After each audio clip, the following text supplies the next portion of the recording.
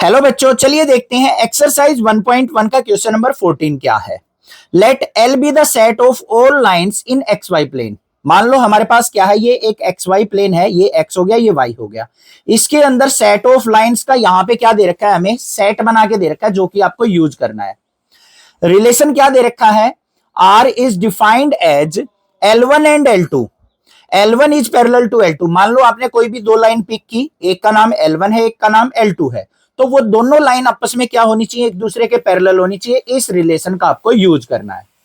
So that R is an equivalence relation. तो relation को हमें इक्विवेलेंस बताना है। और आगे क्या कहा, find the set of all lines related to the line this.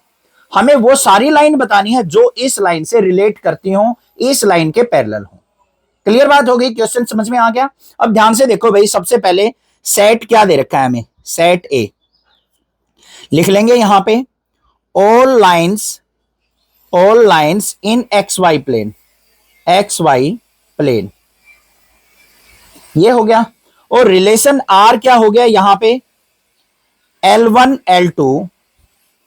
यहां पे क्या हो गया, such that L1 is parallel to L2, parallel to L2। ये हमें रिलेशन जो है यूज करना है। अब सबसे पहली कंडीशन क्या है बच्चों, रिफ्लेक्सिव रिलेशन दिखाना पड़ेगा हमें। तो रिफ्लेक्सिव की कंडीशन क्या होती है, ध्यान से देखो, ए कोमा ए, बी कोमा बी, ये सारी इस प्रकार की वैल्यू बिलोंग्स टू रिलेशन होनी चाहिए। अब बिल्कुल सिमिलर बात है, यहां पे ध्यान से देखो, मान लो मैं कोई लाइन लेता हूं L1, वो अपने आप के पैरेलल होगी या नहीं होगी। L1 is parallel to itself, L1 is parallel to itself, parallel to itself.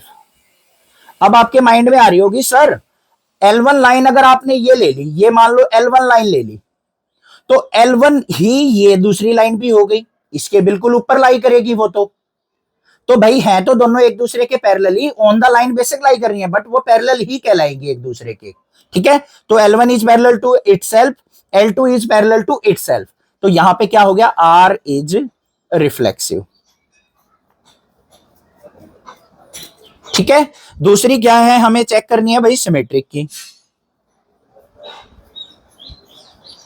Symmetric के अंदर कंडीशन क्या होती है, ए कोमा बी अगर रिलेशन से बिलोंग करते हैं तो बी कोमा ए भी हमारा बिलोंग्स टू रिलेशन होगा। अब ध्यान से समझ लो बच्चों, ये मान लो L1 लाइन थी, ये मान लो L2 लाइन है। अगर L1 L2 के पैरेलल है तो L2 L1 के भी तो पैरेलल है या नहीं है। तो हम यहां पे क्या लिखेंगे, as L1 is parallel to L2, parallel to L2। तो L2 is parallel to L1 होगा या नहीं, पैरेलल टू L1। उल्टा भी पॉसिबल है, तो यहां पे R क्या हो गया, R इज सिमेट्रिक। क्लियर बात है। लास्ट जो बात करनी है हमें, ट्रांजिटिव रिलेशन की करनी है। तो ट्रांजिटिव रिलेशन चेक कर लेते हैं बच्चों, यहां पे ध्यान से देख लो, A comma B belongs to relation है, B comma C belongs to relation है, तो A कोमा सी भी क्या होगा, बिलोंग्स टू रिलेशन होगा। चेक करेंगे, यहां पे ध्यान से देखो, मान लो एक लाइन है L1, एक लाइन है L2 और एक थर्ड लाइन ले ली L3। यहां पे देखो L1 इज पैरेलल टू किसके है, L2 के, L2 is parallel to L3 है, तो L1 और L3 भी तो पैरेलल होंगी, और ये सब क्या है, बिलोंग्स टू रिलेशन। तो R क्या हो गया, ट्रांजिटिव हो गया, R इज ट्रांजिटिव। कोई दिक्कत नहीं होनी चाहिए, समझ में आ गया। L1 L2 के पैरेलल है, L2 L3 के पैरेलल है, तो L1 L3 भी आपस में क्या हो गई, पैरेलल हो गई। ये तो हो गया ये क्वेश्चन हमारा क्लियर। अब भाई उसने क्या कह रखा है, हमें एक लाइन दे रखी है y is equal to 2x+4। आपको इक्वेशन पता है, क्लास 11th में सीखी थी, y is equal to mx+c। c क्या होता है हमारा, कांस्टेंट होता है। स्लोप यहां पे फिक्स दे रखी है कि हमें ये स्लोप यूज करनी है, y is equal to 2x plus में ये कांस्टेंट वैल्यू अगर हम चेंज करते चले जाएंगे ना, 1 2 3 4 5 6 7 8 9 अप टू इन्फिनिटी, तो इस लाइन के पैरेलल लाइंस बनती चली जाएंगी। तो ये हमारी क्या बन गई भाई, सेट ऑफ ऑल लाइंस बन गई, जो कि इस इक्वेशन से रिलेट करेगी। बस सिंपल था क्वेश्चन, क्लियर है, समझ में आ गया। रिफ्लेक्सिव था, सिमेट्रिक था, ट्रांजिटिव था, तो ये इक्विवेलेंस रिलेशन हो गया, और ये हमारी क्या होगी, सेट ऑफ ऑल लाइंस होगी, जो कि इस इक्वेशन से रिलेट करेंगी। क्लियर। नेक्स्ट क्वेश्चन नंबर 15 और 16 देखते हैं। ऑप्शन वाले क्वेश्चन है बट वो आपको अच्छे से आने चाहिए, एग्जाम में पूछ लिए जाते हैं। क्वेश्चन नंबर 15 में क्या गिवन है, let R be the relation in the set 1 2 3 4। Set जो दे रखा है हमें एलिमेंट्स 1 2 3 4 का दे रखा है और रिलेशन के अंदर ये पेयर बने भाई हमारे। Choose the correct answer. तो इस रिलेशन को देखते हुए हमें करेक्ट आंसर को चूज करना है। ध्यान से देखो, पहले आर इज रिफ्लेक्सिव। क्या रिफ्लेक्सिव वाली कंडीशन यहां पे फुलफिल हो रही है? 1 1 भी एग्जिस्ट कर रहा है, 2 2 भी है, 3 3 भी है। सेम यहां पे इमेज शो कर रही है, तो रिफ्लेक्सिव है भाई, बिल्कुल है। आगे क्या कहा है, सिमेट्रिक है पर ट्रांजिटिव नहीं है। अब सिमेट्रिक की कंडीशन क्या होती है? ध्यान से देखो, जल्दी सोचो भाई। सिमेट्रिक की कंडीशन होती है एक दूसरे का उल्टा एग्जिस्ट करना। क्या यहां पे एक दूसरे का उल्टा एग्जिस्ट कर रहा है?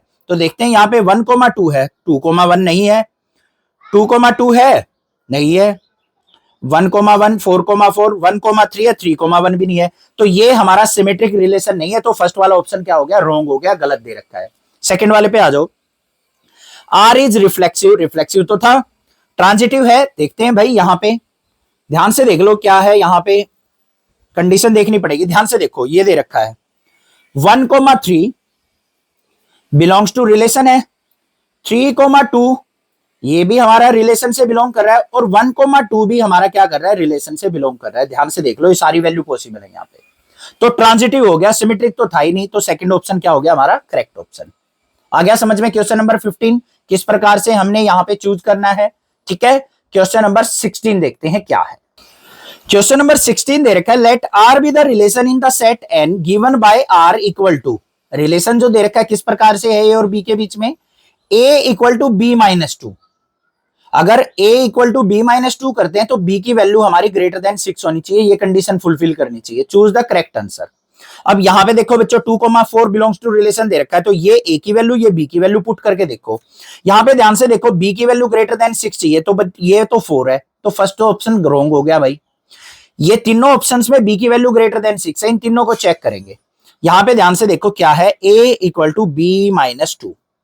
a की वैल्यू मान लो 3 ले ली, b की वैल्यू 8 माइनस 2 की हमने, तो 3 इक्वल टू 6 आया या नहीं आया? नहीं आया भाई, ये भी गलत हो गया। ये वाला ऑप्शन देखो ध्यान से, a की वैल्यू यहां पे क्या लूंगा मैं, 6 इक्वल टू 8 माइनस 2, तो 6 इक्वल टू 6 आ गया या नहीं आ गया? तो ऑप्शन सी क्या है, इस कंडीशन को, इस रिलेशन को सेटिस्फाई कर रहा है, तो option C is the correct option. समझ में आ गया क्वेश्चन? क्लियर है?